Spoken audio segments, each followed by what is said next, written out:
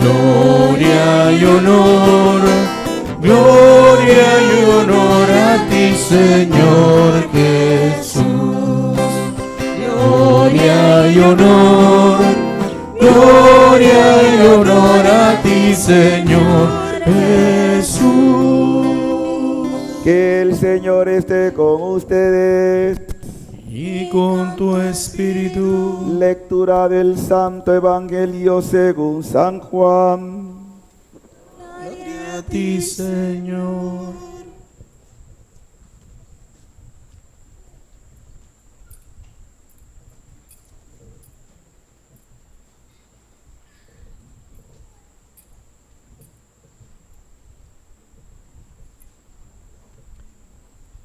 Antes de la fiesta de Pascua, sabiendo Jesús que había llegado la hora de pasar de este mundo al Padre, y habiendo amado los suyos que estaban en el mundo, los amó hasta el extremo.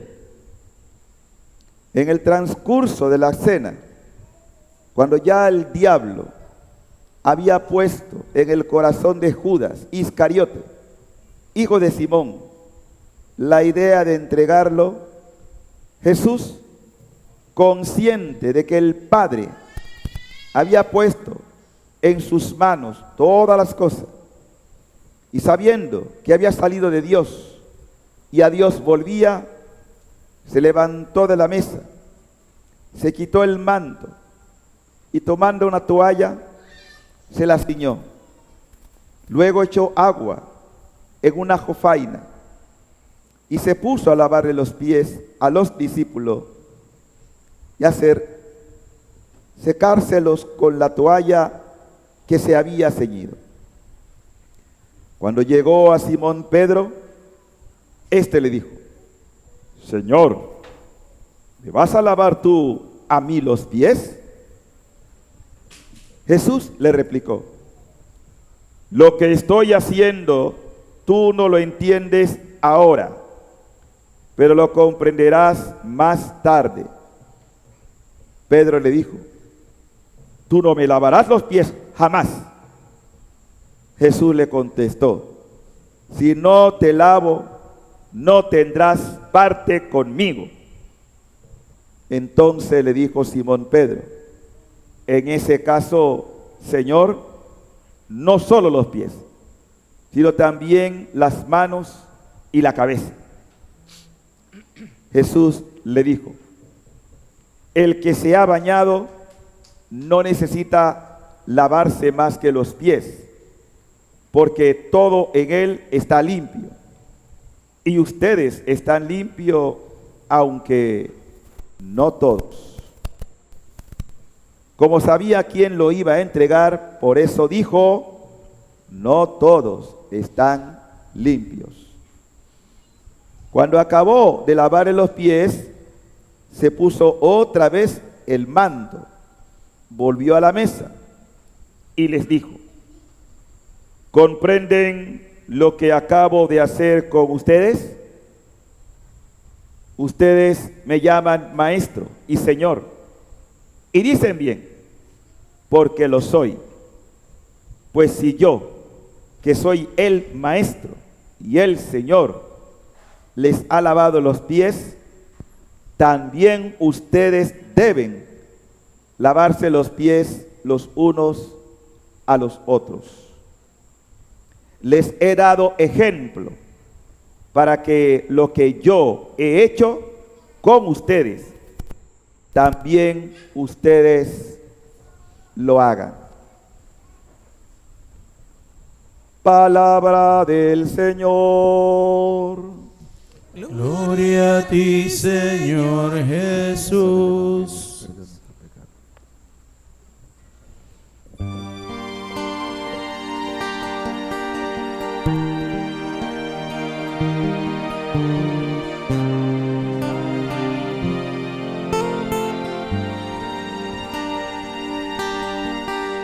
Espíritu, Espíritu, Espíritu Santo de Dios. Espíritu, Espíritu, Espíritu Santo de Dios, ven a controlar todo mi ser, ven a dirigir toda mi vida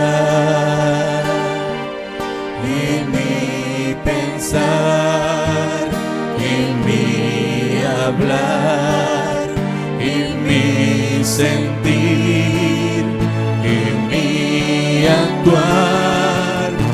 Espíritu, Espíritu, Espíritu Santo de Dios, Espíritu Santo de Dios, Espíritu, Espíritu, Espíritu Santo de Dios. Sagrado Corazón Eucarístico de Jesús, venga a nosotros tu reino eucarístico a través del triunfo del doloroso e inmaculado corazón de María, nuestra Madre en la divina voluntad, y el triunfo de la cruz en el Espíritu Santo. Manifiesta, Señor, tu gloria entre nosotros. Manifiesta, Señor, la unción sobre nosotros. Manifiesta, Señor, tu santidad sobre nosotros. Acelera el triunfo, la venida del Mesías. Ven, ven a colmar nuestros corazones. Ven a llenarnos de la unción poderosa, junto con María, que reinen tus sagrados corazones, Señor. Ven, unge esta asamblea. Manifiesta tu gloria, Señor. Necesitamos de ti. Ven, Espíritu de Dios, ven y renuévanos, ven y conviértenos, ven y santifícanos. Rúa, rúa, rúa, sopla Dios, sopla tu Espíritu. Espíritu, Espíritu, Espíritu Santo de Dios, Espíritu Santo de Dios, Espíritu, Espíritu, Espíritu Santo de Dios. Extiende la llama de amor sobre todos los corazones, en el nombre del Padre, del Hijo y del Espíritu Santo. Amén. Cuando los pueblos celebran acontecimientos históricos, efemérides, como se les suele llamar, eso hace que un pueblo tenga lo que llamamos una identidad. Hacer memoria de nuestros antepasados, de los gestos históricos, es justo y necesario, porque nos ayuda a tener conciencia de dónde venimos, cómo se configuró lo que somos y hacia dónde caminamos. Un pueblo que no tiene memoria histórica no subsiste. Si hay algo que ha mantenido al pueblo de Israel, a pesar de los 4.000 años de existencia, más de 4.000 años de existencia, es su identidad, de dónde fueron formados, de dónde salieron y lo que Dios todavía quiere hacer con ellos, porque la promesa de Dios se mantiene en el pueblo judío. Ellos esperan todavía al Mesías. Y hago referencia de esta memoria del pueblo de Israel porque hoy, en este fin de semana, coincidimos con los judíos en el Pachá, es decir, la Pascua. Esto es muy importante. Y el deseo de Jesús es que un día ya no existan diferencias de fechas, sino que todos podamos celebrar unánimemente la Pascua. Hay dos calendarios que se manejan a través del calendario lunar, uno el más antiguo juliano, luego el gregoriano.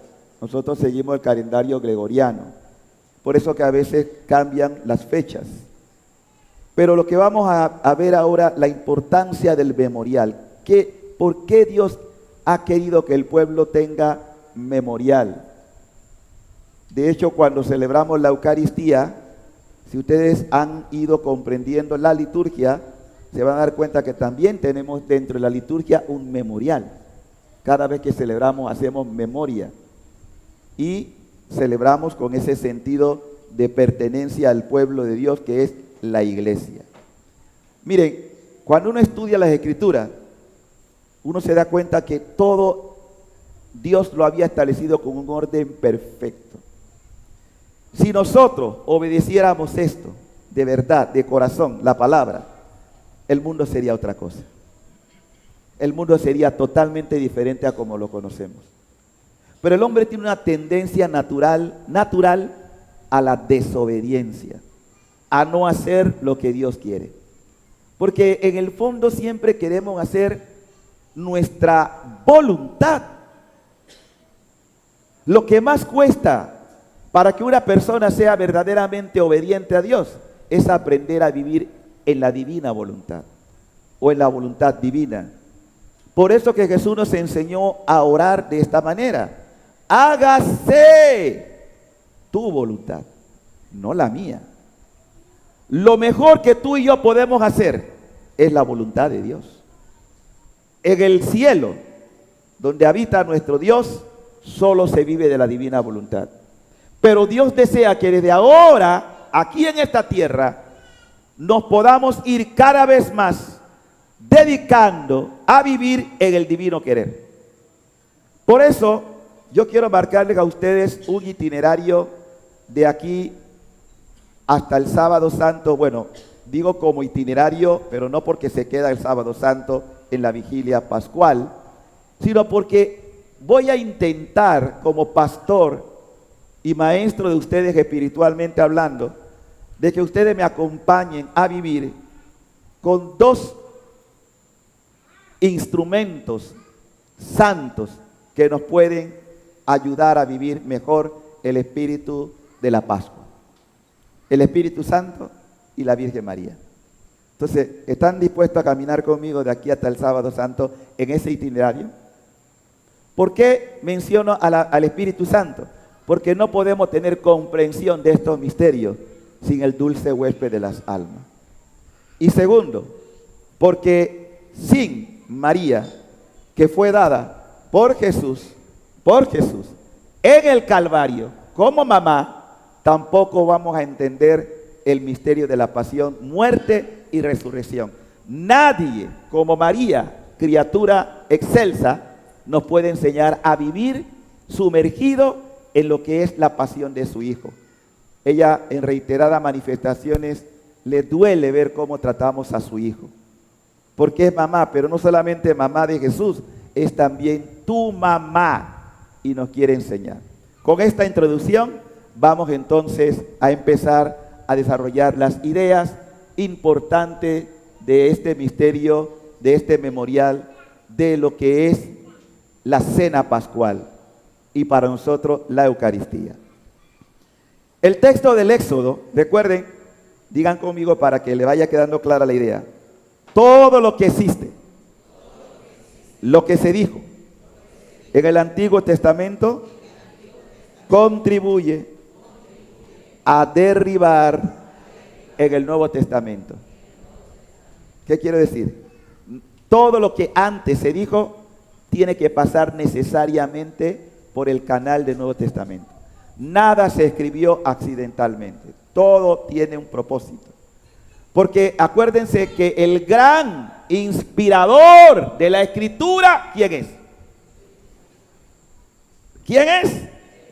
Pero díganlo porque hay uno como, ¿quién será? El Espíritu Santo. Toda divina escritura es inspirada por el Espíritu Santo. No hay nada aquí escrito que no haya sido inspirado por el Espíritu. Independientemente de los instrumentos, la persona, incluso grandes pecadores que Dios se valió para que esta escritura no llegara a nosotros. Entonces el autor de la escritura es el Espíritu Santo. Entonces ese Espíritu Santo nos da cuenta de lo que ocurrió en el tiempo de Moisés. El Señor dijo a Moisés y a Aarón en tierra de Egipto: este mes será para ustedes el primero de todos los meses y el primero del año. Durante toda la comunidad de Israel, el día 10 de este mes tomará cada uno un cordero por familia, uno por casa. Fíjense cómo Dios va dando instrucciones muy precisas, ¿no? Y cada cosa tiene un sentido. Primero, que la celebración, ¿cómo tiene que darse? En ámbito, y eso no es que ha pasado de moda. Nosotros nos hemos olvidado de que estos misterios se deben vivir en familia. Pero si la familia está disgregada, si la familia no está viviendo en valores, ¿qué le vamos a transmitir a nuestros hijos? Porque por eso que decía que el pueblo de Israel mantiene esa identidad, porque eso se iba transmitiendo de generación en generación, cosa que no ha pasado con nosotros. ¿Cuántas familias hoy dispersas esta Semana Santa no le va a decir absolutamente nada? Van a la playa, van a un resort, pero no tienen memoria, no tienen conciencia de lo que celebramos. Y aún todavía, más nosotros que no nos quedamos en el Antiguo Testamento, porque ese es el Antiguo Testamento. Nosotros hemos pasado al Nuevo Testamento, que todavía es mucho más profundo que el Antiguo. En ese sentido, el Señor dice: miren, esto hay que compartirlo. Y si es una familia pequeña, ¿qué hay que hacer? Compartir, ¿sí? Yo recuerdo antes, cuando celebrábamos la Navidad, cuando vivíamos en Santa Rita, la gran armonía que había en la celebración familiar, no solamente de la familia nuestra, sino del barrio. Qué bonito, eso ya se ha perdido. El sentido fraterno, el sentido de comunión. Miren, y la fiesta más grande del cristianismo no es la Navidad, es lo que estamos celebrando ahora, la Pascua, lo que vamos a celebrar. Esa es la fiesta más grande. Pero como hemos perdido la memoria y el sentido de lo que es la Pascua, ya no nos dice mayor cosa. Siguiendo la estructura del texto, nos dice: el primer mes, bueno, nosotros ahora porque tenemos un calendario diferente, pero es lo que llamaban el mes de Nisan, que aproximadamente vendría a ser marzo o abril, lo que estamos celebrando nosotros en este tiempo, el mes de Nisan. Dice: lo guardarán hasta el día 14 del mes, cuando toda la comunidad de los hijos de Israel se inmolará al atardecer. Miren esto, porque todo esto después va a tener repercusión en el misterio de Cristo. En la tarde, el cordero sacrificado que muere a las 3 de la tarde, o sobre las 3 de la tarde. Esa noche comerán la carne asada a fuego, comerán panes sin levadura y hierbas amargas. Una pregunta, porque es importante que ustedes estén bien enfocados en el contexto. Cuando Dios le está diciendo esto al pueblo de Israel, ¿dónde están ellos? ¿Dónde están? ¿Y qué hacen en Egipto? Es importante esto. Están en esclavitud, están sometidos, pero Dios ya le está anunciando la liberación y cómo tiene que ser esto. Le está dando pautas muy precisas. Sigue diciendo: como van a salir ese día o esa noche, ¿cómo tienen que comer? No hay tiempo que perder. Rápido. Por eso manda lo siguiente: comerán así, con la cintura ceñida, las sandalias en los pies, un bastón en la mano y a toda prisa. No hay tiempo que perder, porque es la Pascua, el Pashá.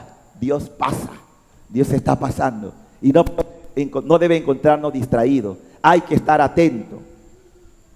Es decir, al paso del Señor. Yo pasaré esa noche por la tierra de Egipto y heriré a todos los primogénitos del país de Egipto. Bueno, creo que la historia de ustedes la han visto ya, lo han leído o han visto en la historia de Moisés. Lo que es importante aquí es la celebración como el paso de Dios. Dios va a liberar a su pueblo y efectivamente así ocurrió. Pero también precisa de dos cosas importantísimas que vamos a recoger en el Nuevo Testamento. A ver si ustedes la recuerdan. ¿Cuáles son las 2 señales que pide Dios? Una, la sangre. ¿Esa sangre dónde hay que ponerla? ¿Qué pasa con esa sangre? Cuando el ángel exterminador pase y vea eso, no toques esa casa. Es una casa consagrada. Es una casa consagrada, la sangre. ¿Cuál es el otro? El cordero y el pan. Bueno, la misma cena, ¿no? El pan, el cordero. Tiene que ser un cordero como sin mancha, perfecto, lo más que se pueda, perfecto. 2 símbolos que da el Señor. El cordero inmolado. Hasta ahí dejamos la historia. Eso fue celebrándose de generación en generación en generación hasta llegada a la plenitud de los tiempos. ¿Cuándo es la plenitud de los tiempos? A ver, ¿cuándo es la plenitud de los tiempos en el orden bíblico? Llegada a la plenitud de los tiempos, dice el apóstol Pablo en Gálatas, envió Dios a su Hijo nacido de mujer. Plenitud de los tiempos. Cristo viene a través de una mujer, de la Madre María. Por eso no podemos descuidar en este contexto que la madre tiene que ver mucho también en esa plenitud de los tiempos. Y al final diré por qué. Porque estamos también en el fin de los tiempos. Y hay que estar atento a lo que la madre nos quiere decir. En ese marco, ya pasamos entonces al Nuevo Testamento. Y vamos a empezar con la segunda lectura, que es la carta de San Pablo. Porque Pablo era judío. Y como judío celebró también esto. Y estaba tan convencido que él era diríamos un escriba, porque también era un hombre de la ley, pero vivía en obediencia y a la espera del Mesías, sin saber que el Mesías ya había llegado. Cuando el Mesías se revela, o se manifiesta, Pablo empieza una persecución. Cristo murió, resucitó, pero sigue aquellos que continúan en obediencia al Mesías. La historia también creo que la conocen bastante. ¿Qué ocurre?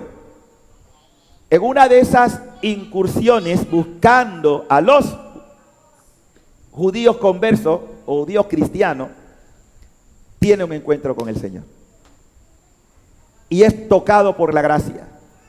Y su mente queda iluminada. Es decir, se le quita ese velo, como hay tanta gente que todavía tiene un velo y está así. No sabe, habla muchas cosas, pero no sabe lo que está diciendo. Así también estaba Pablo. ¿Quién eres? Se le revela el Señor. Y le da su misión. Llevar esto ¿a quiénes? No a los judíos, sino a los paganos, a los que aún no conocen al Señor. Pero lo llenó ¿de qué? ¿De qué lo llenó Dios para que eso fuera realmente una gracia especial en Pablo? ¿De qué lo llenó? Entonces, ¿se necesita o no se necesita el Espíritu Santo? Sin el Espíritu Santo no podemos conocer estas cosas. Y Pablo fue colmado del Espíritu Santo y se convierte en el gran predicador de esta buena noticia. Digo esto porque este pasaje, 1 Corintios capítulo 11, para el que no haya leído todavía o tenga conocimiento bíblico, es el texto más antiguo que existe sobre la noche de Pascua. Y Pablo no estaba allí. Pero Pablo da cuenta, porque recuerden que Jesús no tenía ningún secretario que iba anotando cada cosa que iba pasando en el momento. No. Los cristianos hacen memoria. Entre ellos los que tuvieron fueron lo que llamamos testigos oculares. Mateo, Juan, que fueron testigos oculares. Porque ni siquiera Marcos de pronto pudo haber sido aquel niño que se encuentra o se dice de él en la noche de la pasión, que sale corriendo desnudo. Dicen algunos intérpretes, eso no vamos a entrar a analizar eso.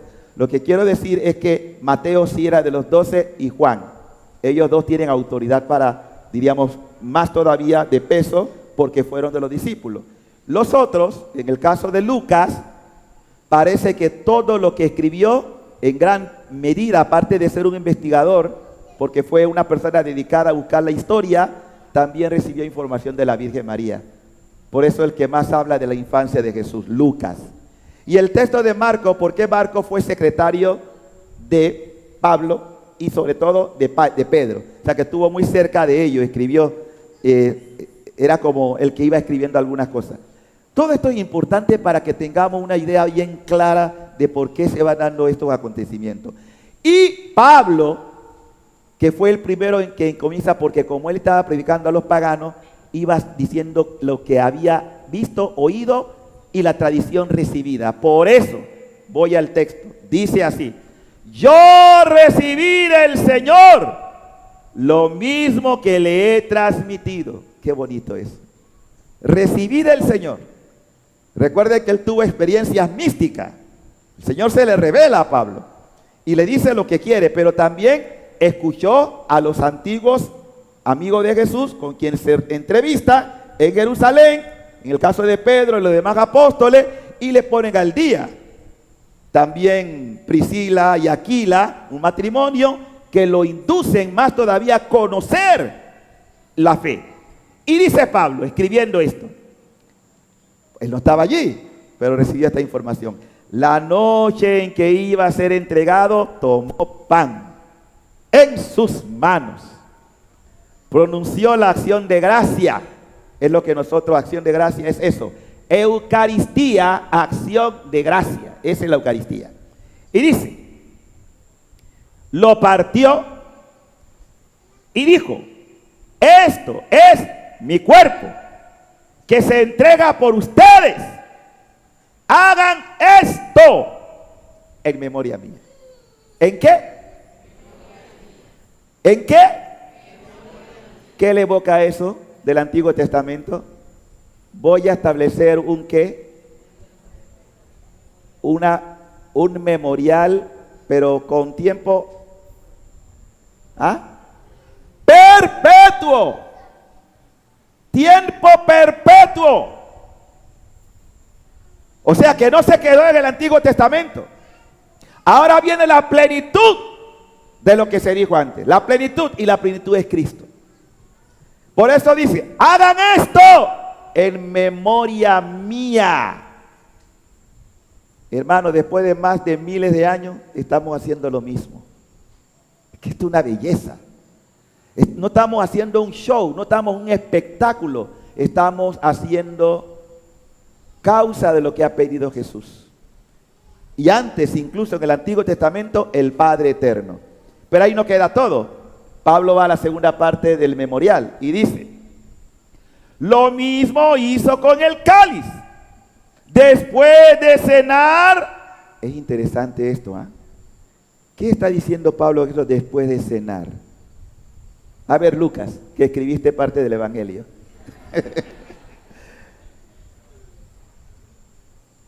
Más fuerte. Más fuerte, porque no te escucharon. Esto es muy importante. Claro, él hizo el memorial de los judíos. O sea, celebró la cena judía. Pero después, atención, no se me duerma nadie aquí. Después de eso, Jesús, ¿qué va a hacer? Algo nuevo. No es lo mismo. No es repetir lo que hicieron los judíos. Es algo nuevo. Ahí está. Es que esto es lo que tenemos que enfatizar, hermano, porque no estamos haciendo solamente memoria de algo pasado. Estamos actualizando algo que es nuevo. Y lo dice el texto. Este cáliz es la nueva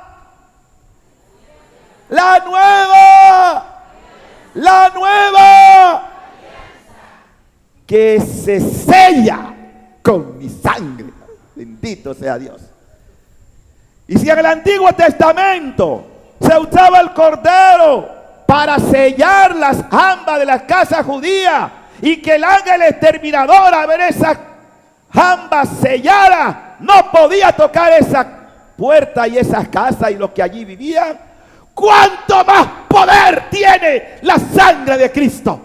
Sangre que se derrama por ti y por mí, para que ningún demonio, ninguna cosa te pueda destruir si estás sellado y marcado por la sangre del Cordero.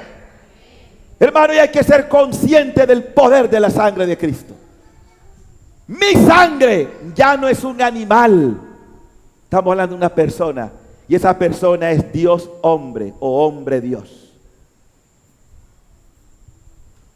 ¿Están ustedes realizando lo que significa eso?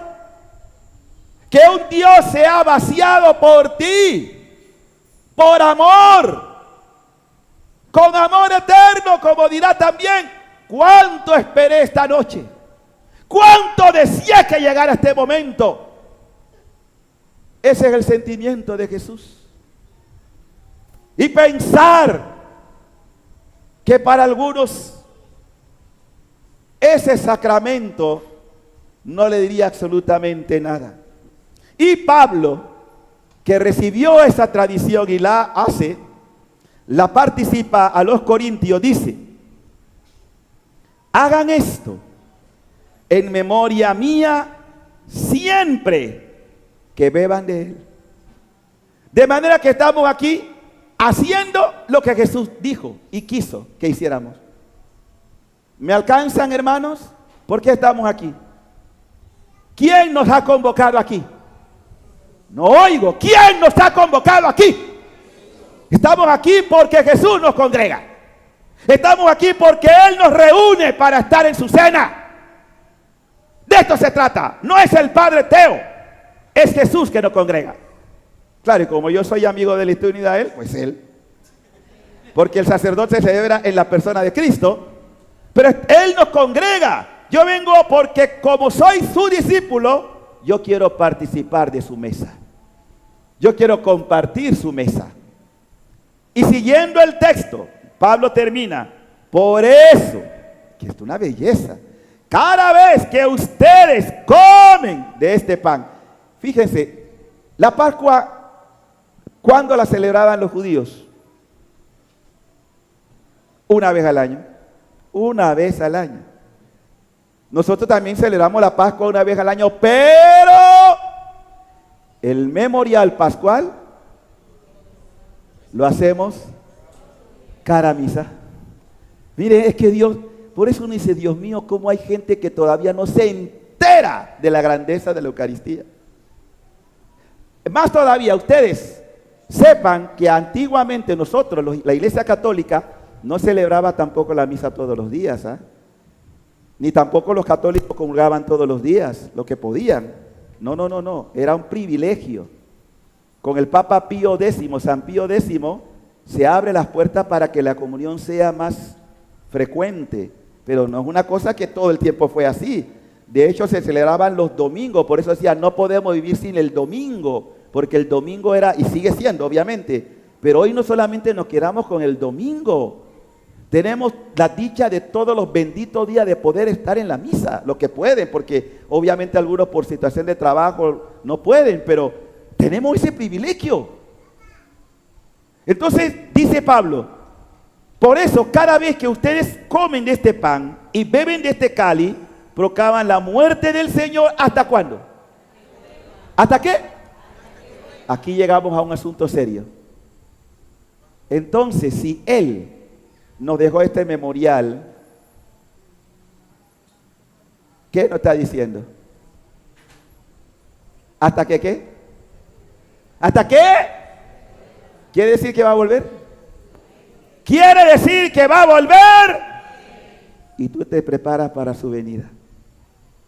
¿Saben que deberíamos vivir siempre preparados para su venida? Y hay muchos católicos que están: duérmete, niño, duérmete ya. Cuando el Hijo del Hombre venga, ¿habrá fe? ¿Habrá gente preparada? Dice que vendrá como ladrón en la noche, no va a avisar. Hay mucha gente que está dormida y no se entera. Y no solamente eso, Satanás ha hecho un trabajo tan bueno, porque hay que reconocerlo, que tiene a la mayoría de la gente distraída. La gente no tiene tiempo para Dios, no tiene tiempo para recogerse, no tiene tiempo para pensar que ese man va a volver. va a regresar y va a venir de sorpresa. No lo digo yo, lo dice la palabra. ¿Vendrá como ladrón en la noche? Hermano, Jesús puede venir mañana. De hecho, está viniendo siempre. En cada sacramento Él está viniendo. Pero va a venir con poder y gloria. Y quiere un pueblo preparado. ¿Saben el problema? Que hay poca gente, que es lo que llamamos el resto fiel, que está atento a los signos, a sus palabras y preparándose. Pero hay que prepararse, hermano. Porque independientemente de que yo sea testigo o no, yo voy a morir. Y el día de mi venida, de la muerte, va a ser también la venida de Cristo para mí, en cada uno que muera. Pero hay que prepararse. Y así entramos entonces al complemento de la enseñanza con el Evangelio. Miren que Jesús empieza diciendo estas palabras. Dice que la hora de pasar de este mundo al Padre, habiendo amado a los suyos que estaban en el mundo, los amó ¿cómo? ¿Cómo? ¿Qué significa el extremo? Morir. Ese es el extremo. O sea, ama tanto, tanto, tanto, que le ha dicho a su papá, papá, por ellos me entrego. Por ellos voy a sacrificarme. Es más, Jesús nació para morir por nosotros, por amor. Entonces, pónganse a pensar, hermano, porque esto requiere también una introspección. Como yo le he dicho a las hermanas, a los hermanos de la fraternidad en estos días, no vivamos una Semana Santa ni un Triduo Pascual igual que todo el tiempo. Yo siento la necesidad de decirle, pídanle a Dios la gracia de una conversión sincera, una conversión de corazón, que lloremos nuestra culpa, porque es necesario que tú confrontes cómo tu pecado ha herido al amor de los amores, ha golpeado a un Dios que solamente ha sido amor, amor, amor, amor, amor. Y de ti solamente ha recibido desprecio, indiferencia, sacrilegio, blasfemia. Ese es el dolor de un Dios que sigue sufriendo nuestra dureza de corazón. Que no le respondemos al amor con amor. Este es el dolor de un Dios que grita desde la cruz de la indiferencia. A pesar de que me tratan con tanta indiferencia, yo lo sigo amando hasta el extremo. Y hay tan pocas almas consoladoras, tan pocas almas que le paguen el amor con amor. Este es el dolor de Dios. Y pensar de que en su divinidad recogió todos los pecados de la creación, de la humanidad. ¿Qué recibe a cambio? Como dice mamá María. ¿Qué recibe mi hijo? ¿Qué le dan a mi hijo? Lo que debió haber representado para ella, ver los ultrajes, desprecios que recibe su hijo. En una revelación decía, en mi vida terrenal tuve 7 dolores. Los dolores de la Virgen, que el sábado los vamos a meditar aquí, los 7 dolores de la Virgen. Y ella dice que tiene un 8º, que es peor que los otros. Si los 7 ya fueron duros, el 8º es el peor. ¿Y saben cuál es el 8º? Los ultrajes que recibe mi hijo en la Eucaristía. Ese es el 8º, es un puñal que destroza el corazón doloroso de María. Corazón doloroso de ver cómo ultrajamos a Jesús verdaderamente presente en la Eucaristía, en cuerpo, en sangre, en alma, en divinidad, y ofendemos su majestad con los sacrilegios. Y gente que recibe la Eucaristía en pecado mortal. ¿Cómo le duele a Jesús? Incluso sacerdotes que en pecado mortal consagran, y Cristo no deja de bajar porque es obediente al misterio que ha dado a la iglesia. Aún así sigue viniendo. Hermano, nosotros no tenemos idea de lo que es el dolor de Jesús y lo que sigue místicamente sufriendo hoy. En el transcurso de la cena, cuando ya el diablo, porque este desgraciado tiene que estar en todas estas cosas, bueno, también para que la gloria de Dios se manifieste con mayor fuerza, ¿no? Cuando el diablo había puesto en el corazón de Judas Iscariote, hijo de Simón, la idea de entregarlo. Miren, hermanos, yo quisiera que ustedes pudieran meditar o intentar ponerse como están estos aquí, haciendo el papel de discípulo, que ninguno sea Judas, ¿eh? Sean Matías, el que no sé quién, pero dice, yo no voy a ser Judas Iscariote, voy a ser Matías, para que complete el 12. Indistintamente, no, pero esto es serio, Judas Iscariote. Pero ojo, Judas no solamente fue el traidor, también lo fue Pedro, con la diferencia que Pedro se arrepiente y reconoce que había pecado, y los demás también se fueron corriendo. O sea que a veces uno piensa que Judas solamente no. El problema de Judas fue que la soberbia lo cegó, como ciega a mucha gente. Hay gente que la soberbia no le permite bajar. Por eso Jesús nos enseña, nos da el medio para que nos bajemos, Él siendo Dios. Hay mucha gente que ha quedado escandalizada con lo que el Papa hizo en estos días con esos políticos musulmanes, que ni siquiera son cristianos, de Sudán, que se puso de rodillas y le besó los pies, que quedaron hasta como, porque no lo esperaban, ni siquiera, no fue una cosa que el Papa le dijo a sus asesores, miren, me voy a poner, no, fue algo que le brotó del Espíritu. Eso es una cosa muy espontánea. O sea, cuando el Espíritu te conduce a hacer cosas que tú, de pronto, imagínense al Papa besando los pies a unos políticos que ni siquiera son cristianos. Él explica que el deseo era apostar por la paz. ¿Qué político, qué dirigente del mundo ustedes se imaginan haciendo eso? Ninguno. ¿Por qué? Usted se imagina a un Trump haciendo eso, por poner solamente un caso. Oye, el gobernante de la primera nación del mundo, haciendo un gesto de eso, ni siquiera eso es pensable, ¿no? Bueno, ahora dice el texto que ya, sí, miren, escuchen, porque ahí estaba Judas Iscariote. Lo que no podemos todavía afirmar así contundentemente es si comulgó o no comulgó. Eso algunos dicen que sí, otros dicen que no, porque no está como bien claro. Porque dice, después que terminó la cena pascual, según el texto también de Juan, cuando llegó, dice el texto, en el transcurso de la cena, cuando el diablo había puesto en el corazón de Judas Iscariote, hijo de Simón, la idea de entregarlo, Jesús, consciente de que el Padre había puesto en sus manos todas las cosas, sabiendo que había salido a Dios y a Dios volvía, se levantó de la mesa. Puede que hubiera sido la cena pascual, puede ser, no estamos diciendo aquí, esto no creo que sea lo más trascendente en este momento. Hay cosas que todavía están un poco veladas, ¿no? O puede ser que incluso de la Eucaristía, pero es que aquí es lo que entra el tema. O sea que para entrar a la Eucaristía, ¿cómo hay que entrar? Puro. Jesús quería también darle un mensaje a los discípulos de limpieza. ¿Cómo yo voy a cenar con ustedes esto si están todavía en pecado? Quería darles ese ejemplo. Dice, hagan esto, como yo lo he hecho con ustedes, hagan ustedes lo mismo. O sea, ¿cómo puedo presentarme a la Eucaristía en pecado? De hecho lo hacemos, ¿no?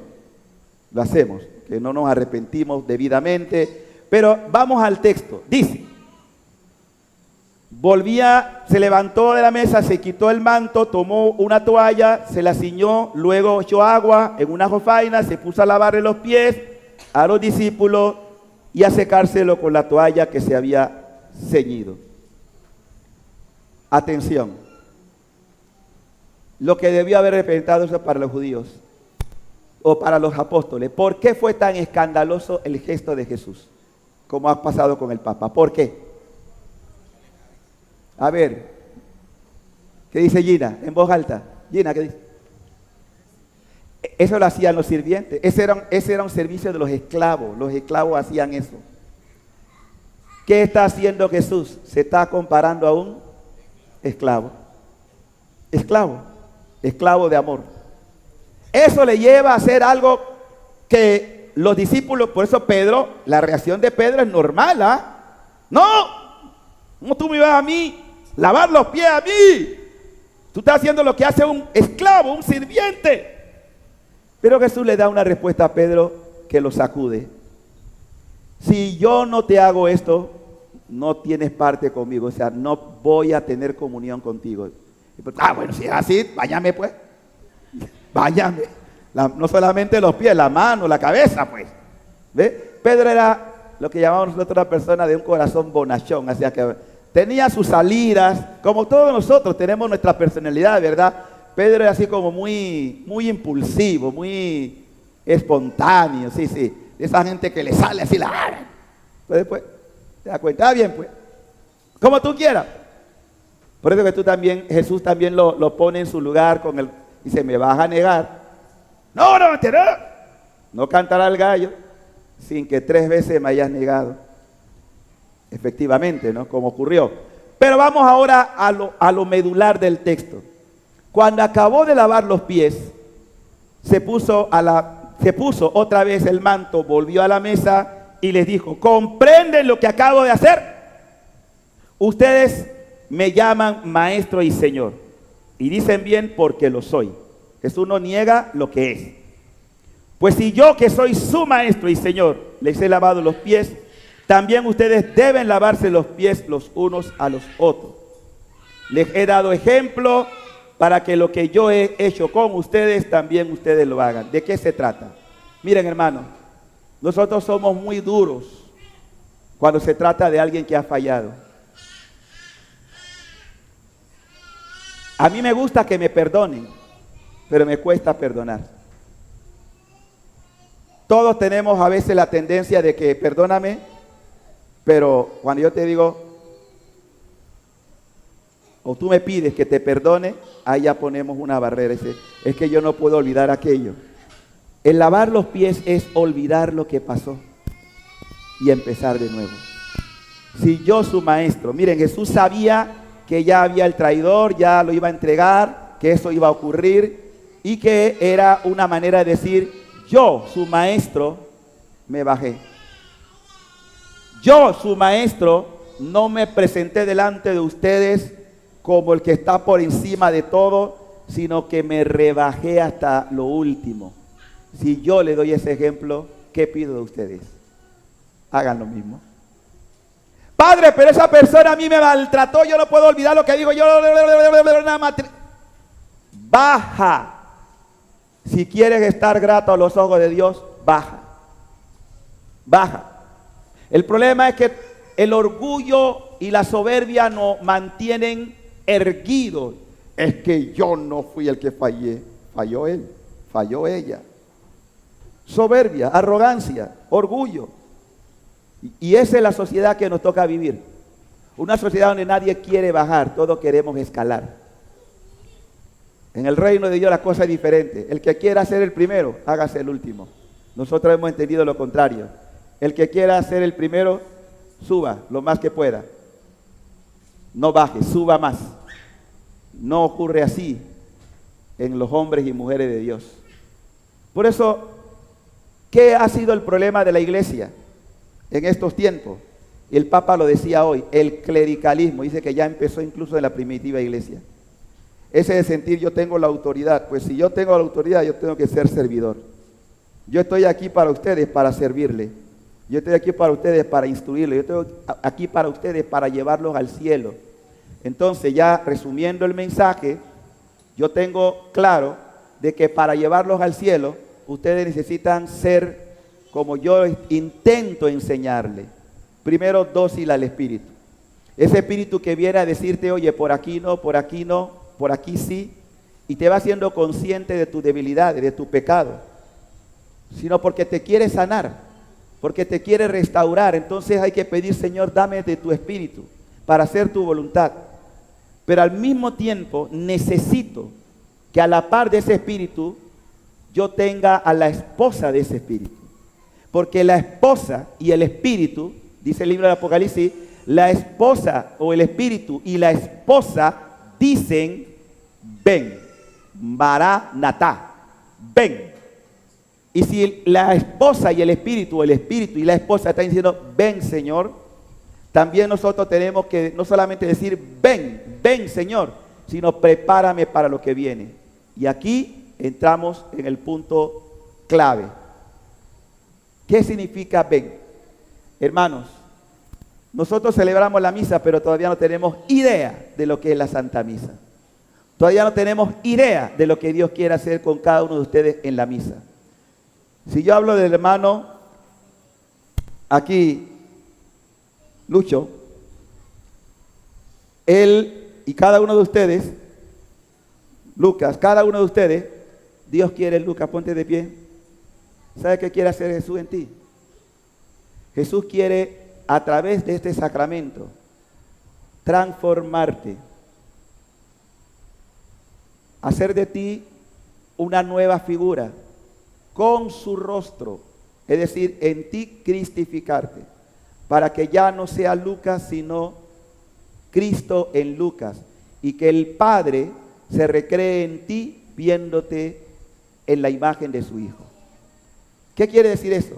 Es lo que nosotros llamamos la divinización. Otros llaman la cristificación, otros llaman la santificación.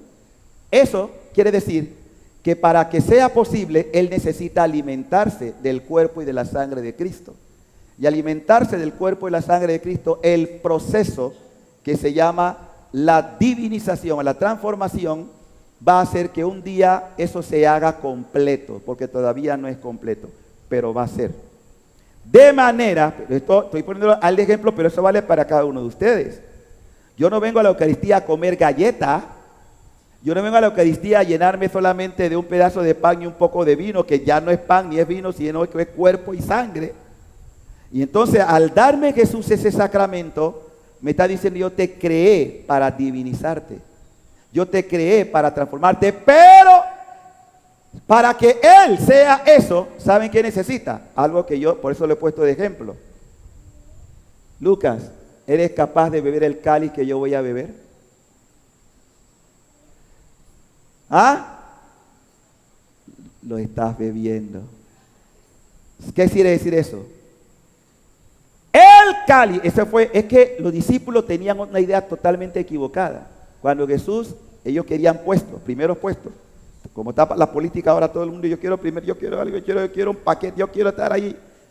En el reino de Dios no es así. El reino de Dios implica lo siguiente. ¿Ustedes quieren estar conmigo? ¿Quieren compartir conmigo? ¿Eres capaz de beber el cáliz que yo voy a beber? ¿Eres capaz? Sí, somos capaces. No entendían. Estaban entusiasmados, pero no entendían. El cáliz significa dolor. El cáliz significa pasión. El cáliz significa sufrimiento. Ah, no, yo no sabía que esto era así. Yo me voy. Mucha gente no quiere beber el cáliz porque no quieren sufrir, no quieren prueba, no quieren sufrimiento. Pero escúchame bien, el diablo nos ha metido en la cabeza, por eso el diablo se la metió a Judas. Puso en su mente, este man nos va llevando por un camino equivocado, yo no voy por ahí, y traiciona a Jesús. Pero no solamente él, ya hablé de que los otros también estaban bloqueados, pero en el caso de Judas ya se cerró completamente a la gracia, porque el diablo tomó posesión. ¿Cómo quiere tomar posesión también de ustedes? Para hacerles cambiar. Pero yo pensé que seguir a Cristo no iba a tener problemas. Jesús nunca nos dijo eso. Nunca. Nos dijo, van a beber el cáliz.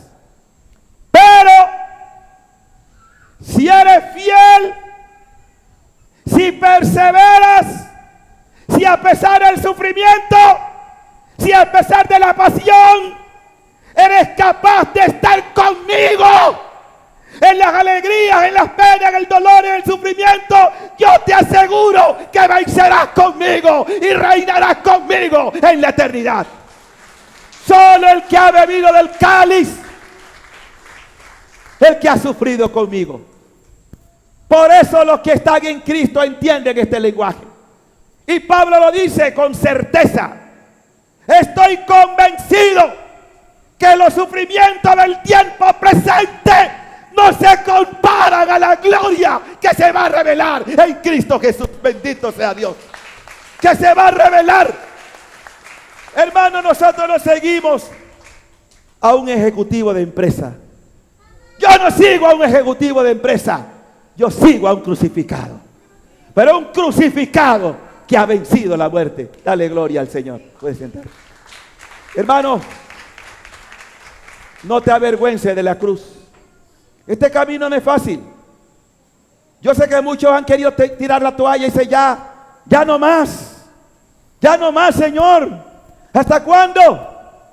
Dios sabe la medida perfecta para cada uno y no es inhumano. Él sabe hasta dónde tú puedes rendir. Y además yo quiero que sepas que cuando aprieta el dolor, la prueba, el sufrimiento, el abandono, es cuando más cerca está de ti, aunque no lo notes. Y que te ha dado una mamá que a tu lado estará para decir: yo estaré contigo, porque te la dio precisamente en la cruz. Ahí te la dio.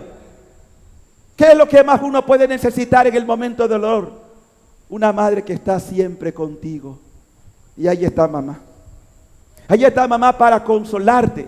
Ahí está mamá para decirte: ánimo, no estás solo, no estás sola. No permitas que el enemigo te meta en la cabeza que Dios te abandonó. Porque muchos tienen ese día: Dios me abandonó, Dios me dejó. Y es cuando más cerca está. Es cuando más cerca está. Cuando todo parece perdido. Hermano, por eso nos alimentamos de la Eucaristía. Porque yo sigo a un crucificado que venció, venció. Pero esto va por paso. Entonces, ¿quién puede hablar de dolor si no lo ha pasado? ¿Quién puede hablar de pruebas si no lo ha vivido? ¿Quién puede hablar de sufrimiento si no lo ha asumido? Solo el que ha vivido tiene autoridad para hablar de esto. Y cuando Cristo nos habla de esto, nos recuerda: el que quiera venir en pos de mí, tome su cruz cada día y sígame. He querido pues tocar esto porque yo sé que mis hermanos sufren. Es decir, mucha gente que viene a hablar conmigo se confiesa o dirección espiritual. Y de veras, yo no soy irónico, pero cuando me hablan: Padre, estoy pasando. Felicitaciones, hermano. ¿Vas bien, Vamos bien, gloria a Dios. Claro. Yo soy testigo de un crucificado. Y no es que somos masoquistas. Quítese de la cabeza que nos gusta el dolor. A mí no me gusta el dolor. A mí no me gusta el sufrimiento. A mí no me gusta. Pero cuando te toca, y Dios lo permite, es con un propósito. Nunca para hacerte daño, sino para purificar. Perdonen alargarme en esto, pero ya saben, la escuela que aquí tenemos es una escuela de santos. Y Dios ha creado esta obra para ser santos. Ustedes son parte del resto fiel. Y yo les pido fidelidad, hermano. Yo siento que estamos viviendo días y tiempos muy fuertes. Yo creo seriamente en la venida del Señor. Yo creo que el tiempo se acelera. Y yo creo que Dios quiere encontrar gente bien firme, gente preparada en la fe. Podrán decir lo que quieran, pero el que sube y escucha esta palabra es porque se ha decidido por la santidad. Yo no quiero gente que venga a perder tiempo a este lugar. Usted viene a poner su vida en orden, a cambiar, a corregir, pero a servir a Cristo, no para perderse. Porque yo daré cuenta por ustedes. Dios me va a pedir cuenta. Te di conocimiento, te di palabra para formar a mi pueblo y no tuviste el valor de decirlo. Yo me preocupo porque usted, hermana, se pueda perder. También por ti, porque quiero verlos en el cielo. ¿Vieron? Quiero verlos en el cielo. Y el cielo nos espera. Y hay mucha gente ya, parientes nuestros, que ya están allá. Y nos está diciendo: hey, estoy esperando. No hay que tener miedo.